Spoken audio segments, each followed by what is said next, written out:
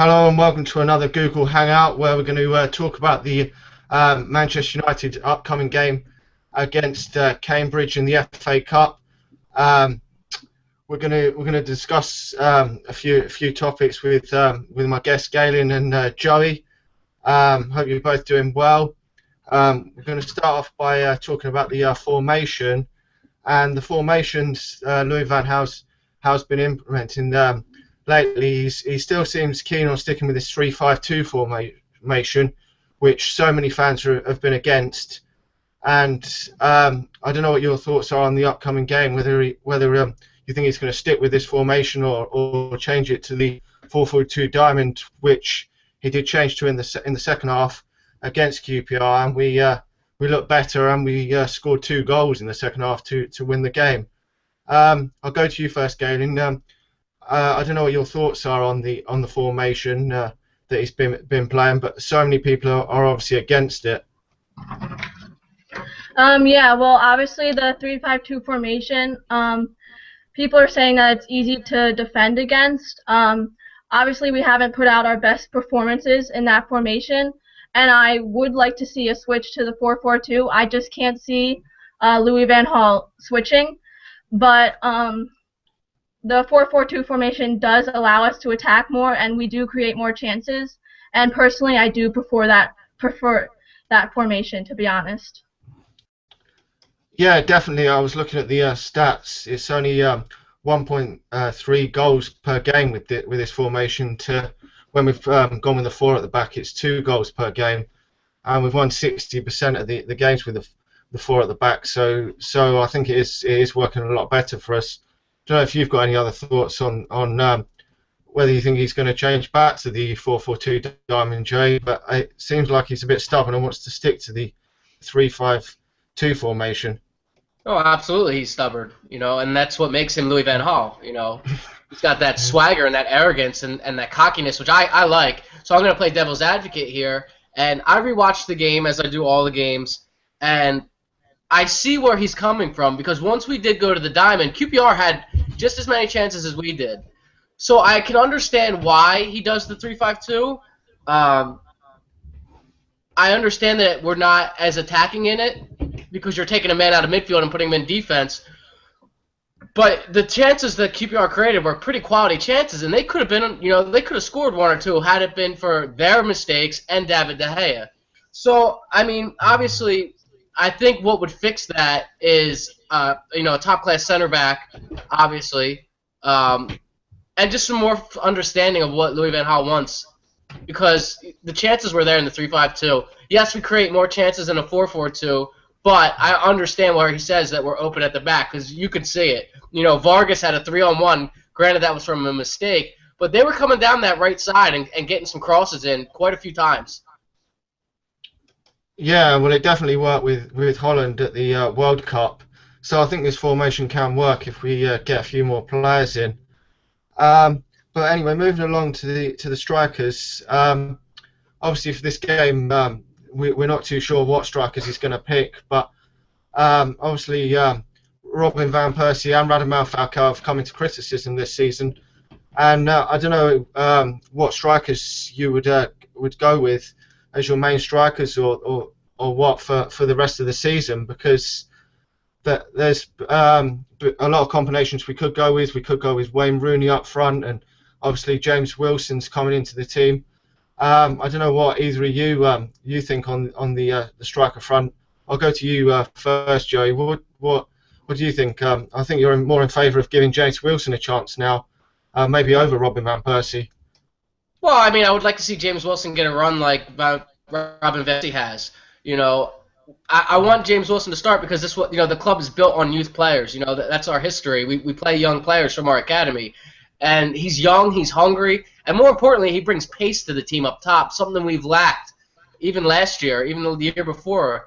Robin van Persie was banging in the goals 2 years ago, and that's not really happening this year. And you're looking at why, and he's getting older. He's not as fast as he once was.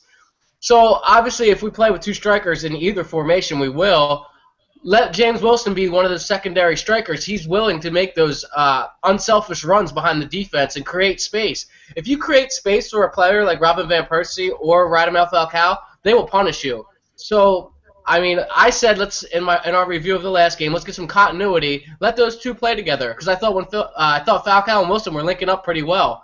Wilson put a cross that was just out of the reach of Falcao on a diving header. You know, the chances were coming. Let them two play together. Yeah, definitely. I actually agree with you. I think James Wilson and Radamel Falcao should be given the chance. I don't know what your thoughts are, Galen, on the strikers. Do you think Robin van Persie should now be dropped? Because although he has scored a few goals this season, he hasn't really been up to the standard he has been over the last couple of years. And James Wilson is offering quite a lot of pace up there to stretch the defence and create chances for Falcao, which could help get a bit of his confidence back and hopefully score some more goals. Yeah, definitely. I actually do agree with you guys. Robin van Persie has been off form, and with James Wilson coming into the fray, I believe that he should be given a run of games. James Wilson and Falcao, once James Wilson got onto the pitch, they linked up well together. James Wilson got in behind 2 or 3 times and sent crosses over just beyond Falcao. 2 or 3 great chances, and I definitely think they could become a great partnership in the future, and that James Wilson will learn from Falcao. So I definitely think that we should give James Wilson and Falcao a chance to play together and grow with each other. So. Yeah, definitely, especially if Van Persie is still out injured, and probably Wayne Rooney will his best position probably just behind these two strikers. Now, obviously, it's going to be quite difficult to know what sort of team Louis van Gaal is going to pick for this upcoming game because it is against lesser opposition. But the FA Cup is our only realistic chance now of clinching a trophy this season, with the Premier League almost certainly gone. So I don't know what sort of teams either of you guys are going to go for. We'll go to you first, Galen. It's obviously difficult to know what sort of team he's going to pick. I don't know what sort of team you'd go for this game. Yeah, well, I'm going with 4-4-2, although I know that most likely Louis van Gaal won't change his formation. I'm giving Valdez his Manchester United debut in goal. My back four is going to consist of Raphael, McNair, Rojo, and Luke Shaw if fit. I'm going with a diamond in midfield, and at the base, I'm giving Daley Blind a shout. To the left, Herrera. To the right, Wayne Rooney, and in the number 10 role, Eden Januzaj, and up top, Wilson and Falcao.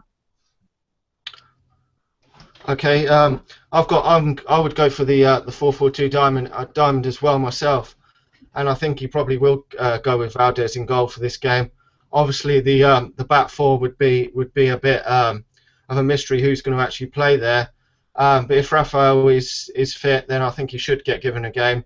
And Luke Shaw, if he's fit as well. I'm not too sure. I haven't heard any news on Luke Shaw. But I went for Blackett and McNair in there to give them another run out. Hopefully, against this lesser opposition, they should be good enough to hold the defence. And I wasn't too sure who to go with in a bit further forward, because if Luke Shaw's not fit, then we'll probably have to go with Daley Blind. So I've decided to put Fellaini in there. I know I've been a bit critical of him this season, but I think he has come into the team and done quite well. So I'm just going to give him a game out. I mean, it is against lesser opposition, so we should be all right to beat these anyway. I've gone for Herrera and Di Maria in there. I'm going for a pretty strong team with Rooney further forward. And as I've said, I would like to see James Wilson and Radamel Falcao get their chance up front, and I would like to keep a fairly strong set of team for this game. So I'm going to go for them two up front because I don't feel that Robin van Persie will be available. Probably still nursing his knock. I don't know what sort of team you've gone for, Joey. Well, before we were talking, I was saying I was going to try and guess it, and I know he's going 3 at the back, but I'm going to go with my own team. I'm going to go 4-4-2 diamond as well. I'll go Valdez. Obviously, he has to get his debut. Let's give De Gea a little bit of a rest and pay the man. Right back, Valencia, Jones, Rojo, Blind at left back. I'll go with the diamond in midfield with Carrick at the base, Fellaini, Herrera, Rooney in the number 10, and then Wilson and Falcao up top. Yeah, it's pretty difficult to predict, but I think most people want to see a 4-4-2 diamond, because of we seem to have been scoring more goals and getting more points from this, because we've got a lot of draws away from home, especially this season, which hasn't helped. Now I don't know too much about Cambridge this season, although I've seen that they're in 12th position in the league, and they won fairly comfortably in the last game. I don't know if either of you have got much insight onto any of their players, and anything that could cause us problems in this game. If either of you know anything about them. No, I don't know anything about them. But like you said in the last game with the Ovaltown, it's going to be like their cup final. This will be the biggest game of the year. You know, that stadium will be sold out. They'll be singing. The atmosphere will be good. So, you know, I just want to see something different than the last match, because we all expected to come out and smash the Ovaltown, and really the opposite happened. And they might have been a goal up at half, you know, had they converted the one chance they made.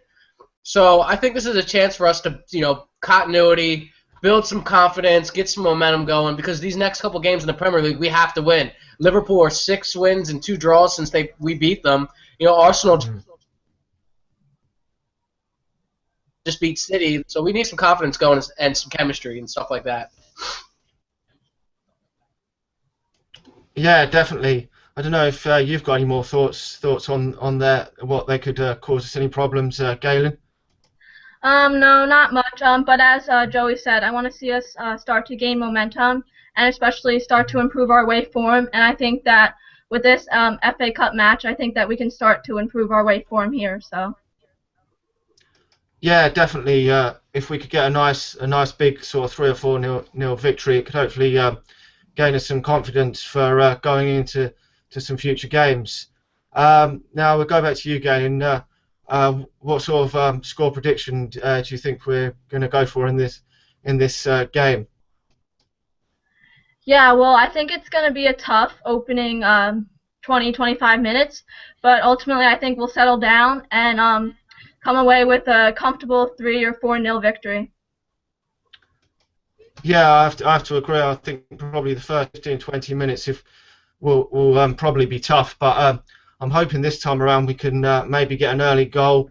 And usually, if you get an early goal, then the smaller opposition have to come out and play a bit, especially leading into the second half. And usually, a lot of these smaller teams do tire. I'm edging towards a 3-0 victory. I think we will overcome these. They're a lot worse than they're obviously in the division below Yeovil, so I think we probably will beat them fairly comfortably. I don't know what sort of score prediction you're going to go for, Joey. I don't know. You guys both said 3 and 4, so I'll go 5. 5-0. High fives. A bit optimistic there. I don't know if either of you have got any more thoughts to say on the game or anything that you want to discuss. Was I deceived this morning when I read that PSG won £112 million for Marquinhos, or is that real? I haven't actually read that today, but that seems quite a lot of money there.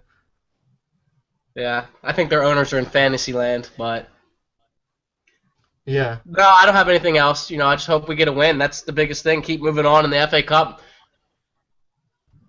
Yeah, definitely. I don't know if you've got anything else to say, Galen. No, just the win's the most important thing here. Yeah, definitely the most important thing. Do you want to tell anyone where they can find you on Twitter or anywhere else if you want to advertise yourself? And you're more than welcome. Yeah, you guys can follow me on Twitter at manutdwriter. Okay, I'll put the link to that in the description, and also follow Joey on Twitter and YouTube. I think he's going to be doing a giveaway soon. Oh yeah. For some Manchester United cups. I don't know if he's can explain that just now. I'm not sure what you've actually got to do to win, but Yeah, we're gonna be doing. I'm gonna be doing a giveaway. just, I'm gonna come up with a question, but here's what you can win: 2 pint glasses, Manchester United. The only thing to enter, you have to be subscribed to my channel and follow me on Twitter. And we'll give you more details probably in the review on how you can win them. Okay, make sure you comment in the comment section below as well to let us know what you think on the game, because there wasn't actually any comments before. There was quite a lot of likes, but no comments, which was strange. Anyway, thanks to everyone for watching the video. Hopefully it will be a great victory, and we will come back after the game to review the game on how it went.